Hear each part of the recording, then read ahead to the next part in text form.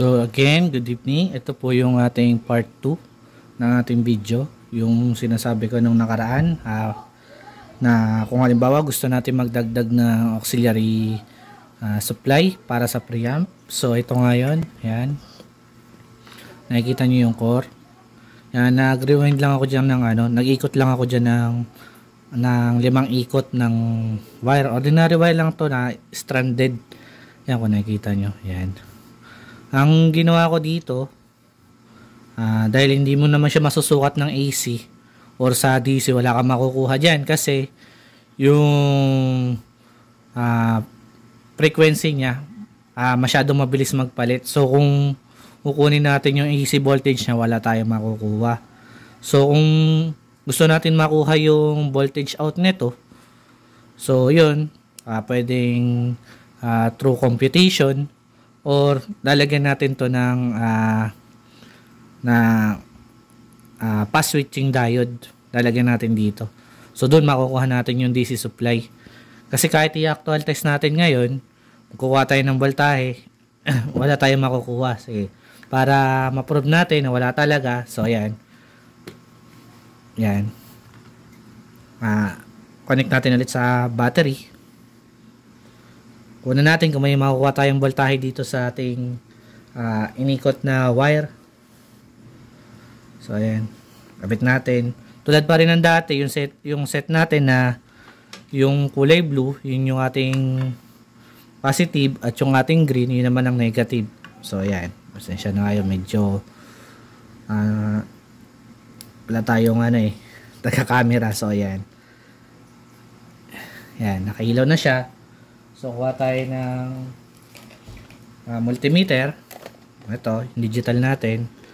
Yan.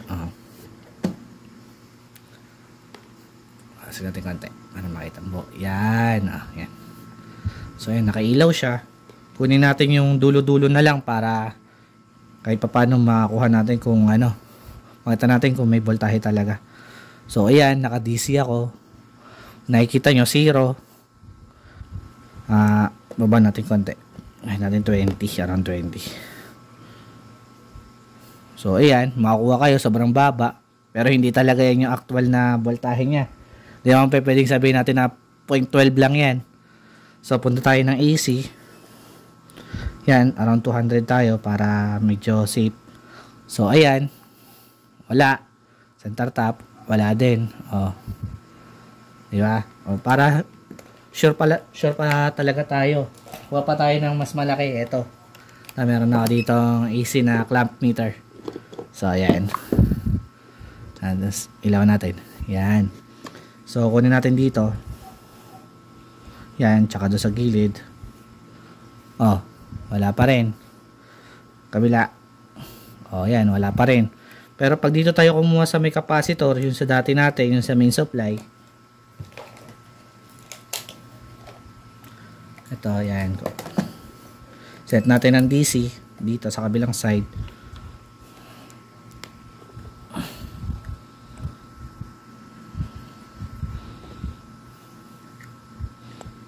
Meron 68.6.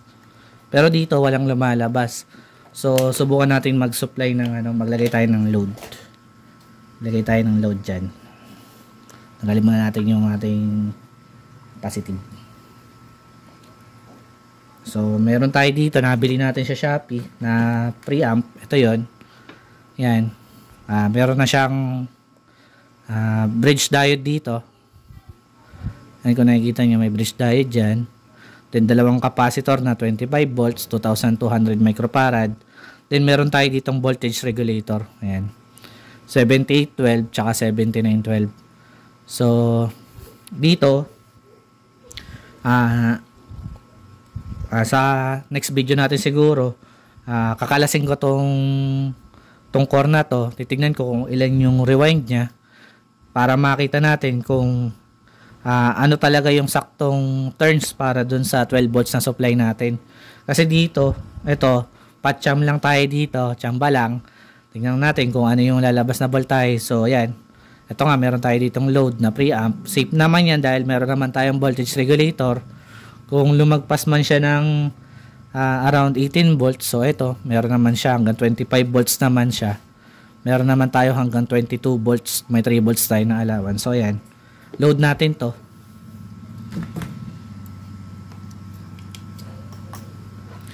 Kung makikita natin, meron tong indication dyan. Meron tayong makikita indication dyan na kung para saan yan. Pakas natin mabuti. Yan. Makikita natin, meron tayong AC, ground, tsaka AC. Ibig sabihin, ito yung AC1 natin. Ito yung ating center tap, yung 0. Then yung AC2. Yan. So, yung ginawa ko dito, yung itong dalawa na to, kung nakikita nyo, itong dalawang wire na yan, yung red, tsaka yung yellow na yan. Ito yung start natin. Tapos itong kabila ng wire na to, sa kabilang side, ayan naman yung ending natin. Ang ginawa ko, para magkaroon tayo ng center tap, yung yellow ng start natin, connect ko dun sa red nung ating ending. So, ayan. Ayan yung mag-a-act as 0 volts natin. Center tap. So, yun yung kakabit ko dun sa ground. Ayan, sa gitna. Kakabit natin.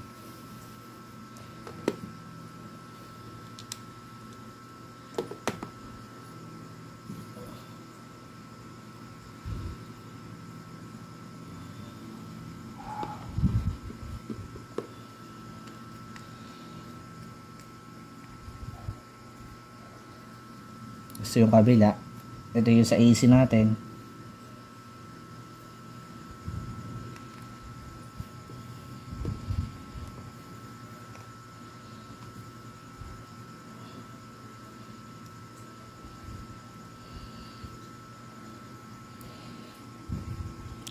So ayan, nakakabit na yung ating auxiliary na supply. Ngayon mag voltage check ngayon tayo dito. So, balik natin ulit to.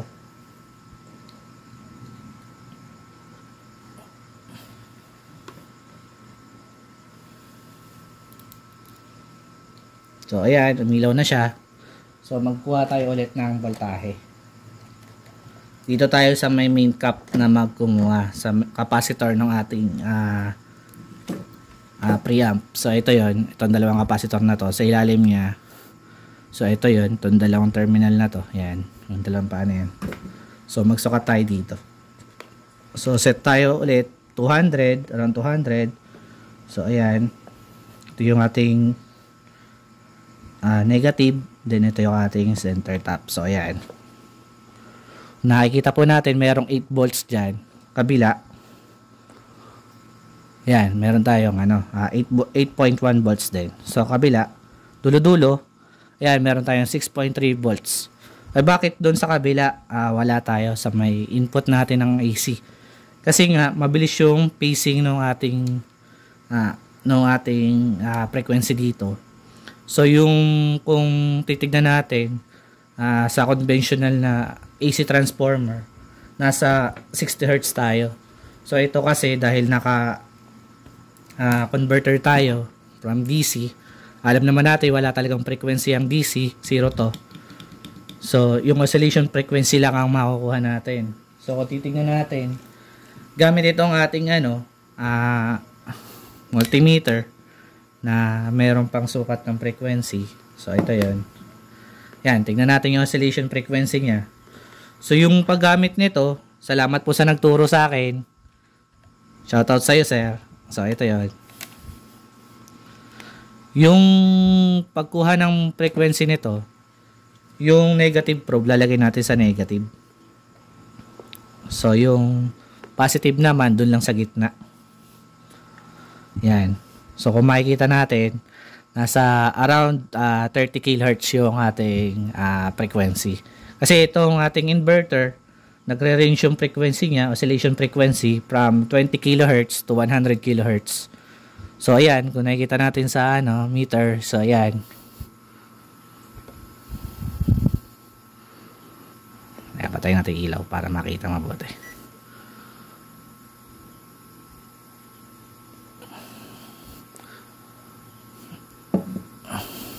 Kita ba? So, ayan. Ayan, paki-zoom na lang po. Ayan, 30.33 kHz po siya. So, ayan yung oscillation frequency niya. So, ayan, proceed tayo ng testing. Patayin muna natin to ulit. Meron tayo dito power amplifier board. Ito yon. DIY lang din po ito. Nabili ko po ito way back 2016 or 17 kay Sir MJ. Shoutout sa iyo, sir. Yan. Yan po. Ito po ay nasa 400 watts RMS at 8 ohms. So, ayan. Dito po meron po siyang indication ng voltage supply na 80 volts. Yan, positive. Then yung negative natin, speaker, terminal. Then yung ground natin, ito yan. So, ayan. Ito po siya. Ayan po yung ground. Tapos sa input. So, ayan. Ayan po yung input natin. Ayan. In, tsaka yung signal ground. So, ayan yun. Tapos ito po yung isa pang pwede na kuwari gusto nating mag-provide ng another auxiliary supply. Pwede po tayong gumamit ng dropping resistor. Yan, dalawa. Para sa positive tsaka negative supply natin. Tsaka Zener diode. Yan, ito po. Pagka ganito po kasi, ang kagandahan po sa kanya, less po yung kanyang hissing sa output. Kasi sa mga ganito po, lalo ito, yan, kung nakikita nyo, loose po yung pagkakaikot natin dito nung wire natin. Nagkakaroon po yan ng humming pagdating sa battery. Pero kung naka-converter po tayo na 220 to 12 volts, wala pong mga ganong issue. So, ayan. Ngayon, subukan natin kung maganda ba mag-output yung ating inverter. So, sa ngayon, maglo-load tayo ng D15 na speaker, 700 watts. Kasi itong ating power amplifier board, lo-load natin dito sa ating inverter. So, yun pa rin, dating setup pa rin tayo. Yan, yung battery natin na 18Ah, 12 volts na deep cycle. Tapos yung inverter natin, then ito yung ating bagong ite-testing itong ating amplifier board na to. Saka itong ating nabili ulit sa Shopee na preamp. So, ayan. Kabit lang natin yung ating wire. So, ayan. Kabit natin yung wire dito. Ito yung ating input ng amplifier. Kabit natin dito sa output ng ating preamp. Yung black, yun yung negative natin. Then yung positive natin, yung red. Dapat shielded wire to. So, ito lang yung available ko. Kaya ito na lang muna yung ginamit ko.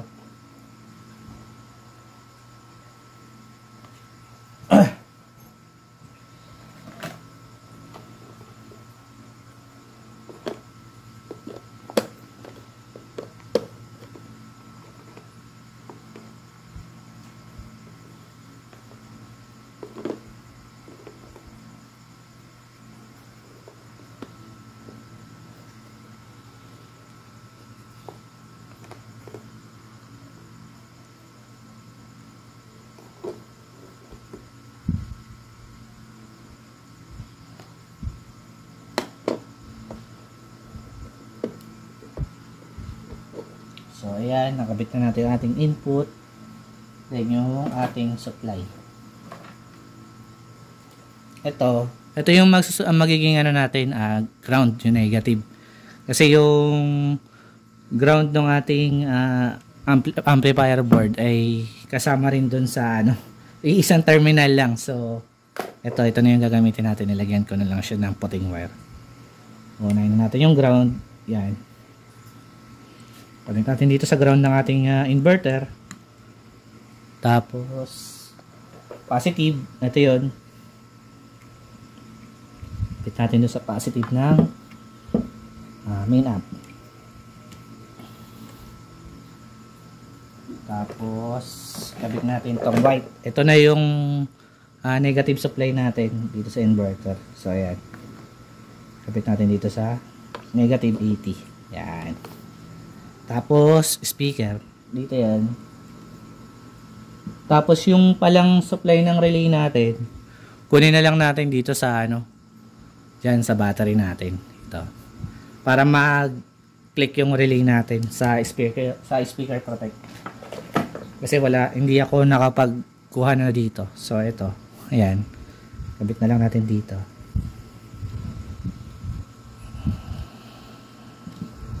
Pwede nating testingin. Ayan. Ayan, nakikita po natin, umilaw na po yung LED. So, ayan. Nag-click na siya. So, kabit na lang din natin siya dito sa power input natin. Ano na lang din, positive at negative.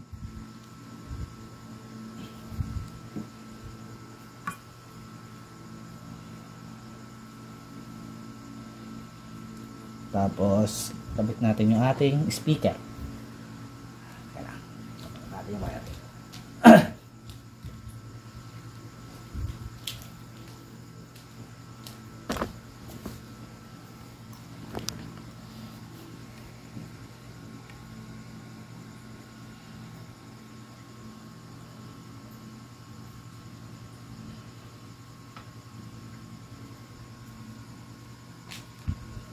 So, yun po yung speaker natin. Ayan po, yung crown po na D15. Yan po yung ilaload natin sa kanya. Tapos yan. Proceed po tayo ng testing ngayon. Kapit natin yung ating mga voltmeter para ating multimeter para makita natin yung voltage drop.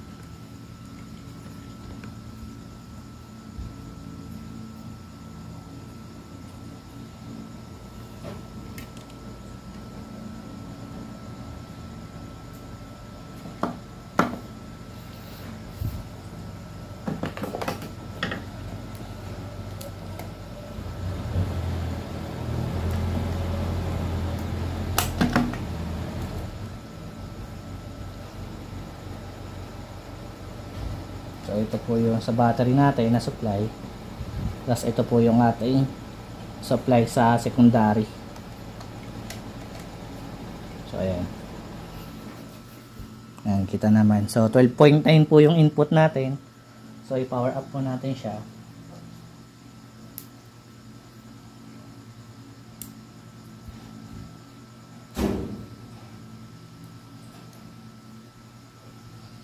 So ayan, naka-power na po tayo. Ayos natin to sa supply natin sa ating hindi pa pala naka-set up, sorry.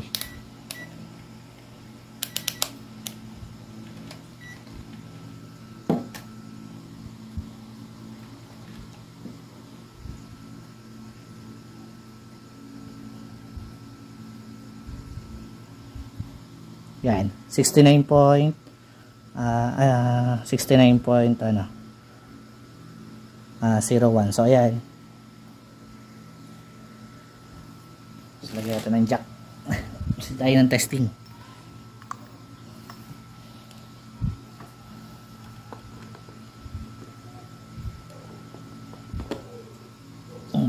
So audio test tayo. Sana meron. So ayan, meron nga. Mag-click na naman yung ating isang tester.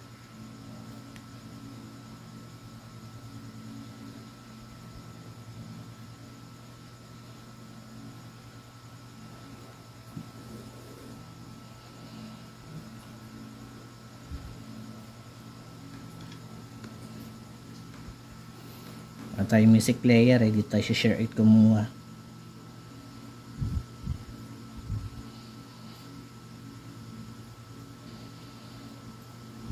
So patugtog tayo.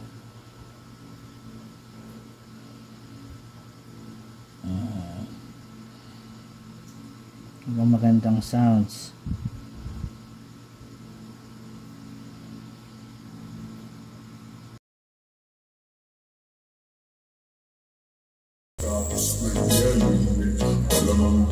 So yung linya natin ng speaker, yung po yung speaker natin.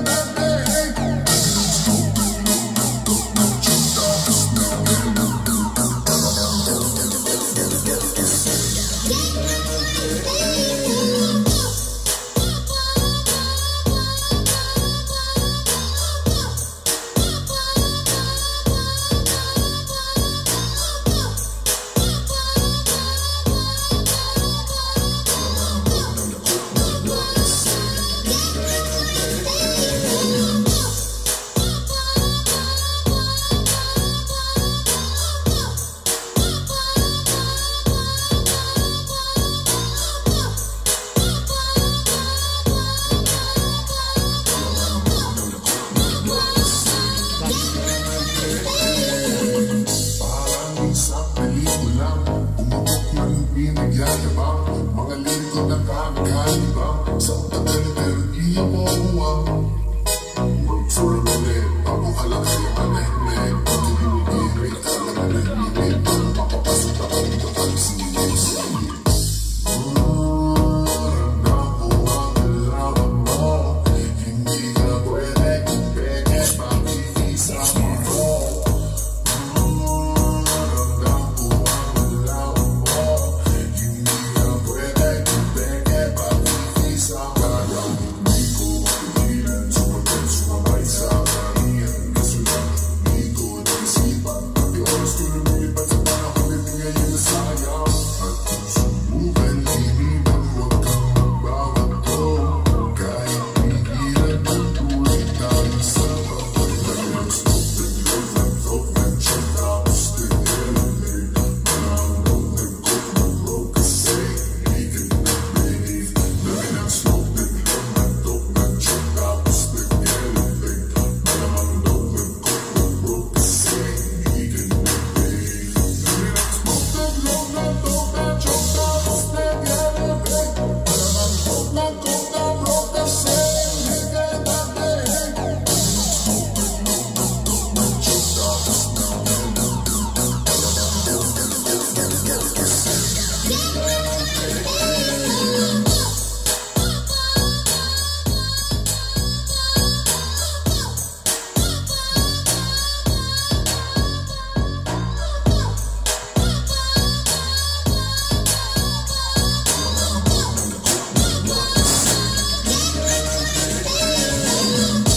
nag-roll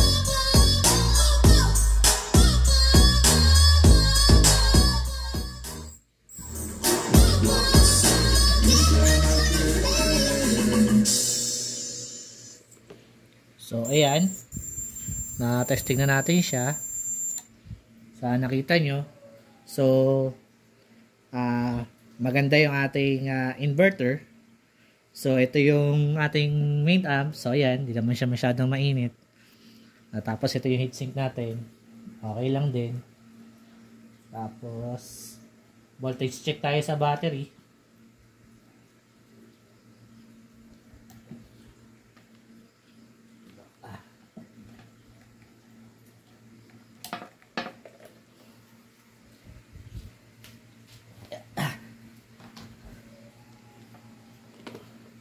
Yan.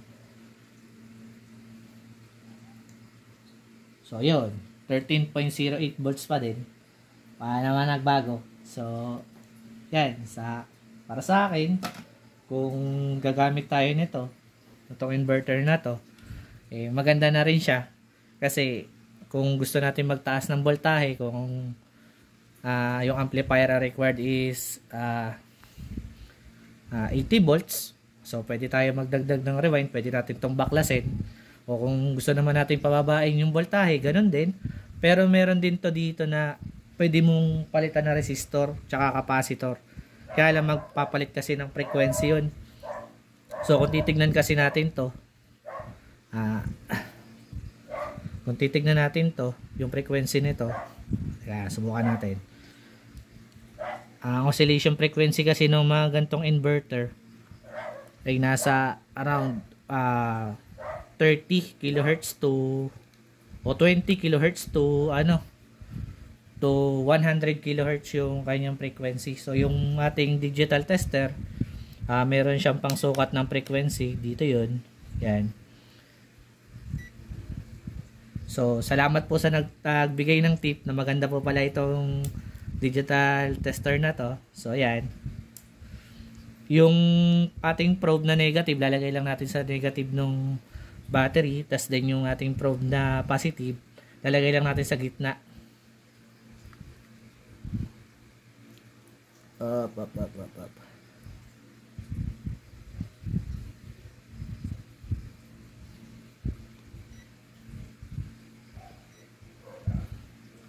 siya makakuha. Ito siya ko lang sa kabila. Dito na tayo kumuha sa negative ng capacitor. So ayan. Ayan. Nasa around 29. Ano, tanggal. Sorry.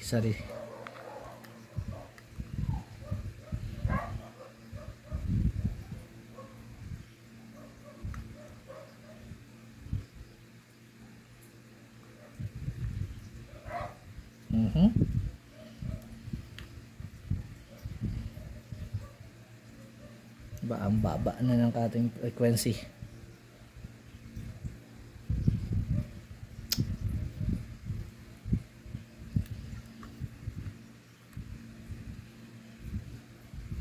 Ayaw niya dito. Makakuha. So ayan, yun lang yung nakuha niya sa ngayon. Mga 11 point something lang. So naglolo ko yung ating ano. Yan, 16. Yan, nasa 21.05. Lagi natin sa True RMS para ano. Para maganda yung ating ano.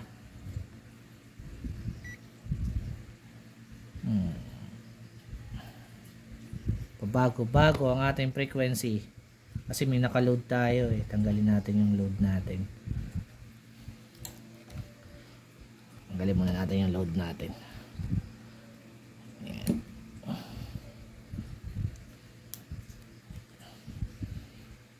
So ayan. 30.37 kHz po yung oscillation frequency niya. May naka-load po kasi tayo kanina tapos tumutugtog pa yung cellphone natin. Kaya yung frequency natin pabago-bago. Kasi nga depende pa rin yung frequency nito. Itong phone natin, yan. Yung audio input natin. Doon papunta doon sa ating main amp. Papunta dito. Kaya yung frequency natin dito nagbabago-bago syempre. So ayan. Wala siyang load.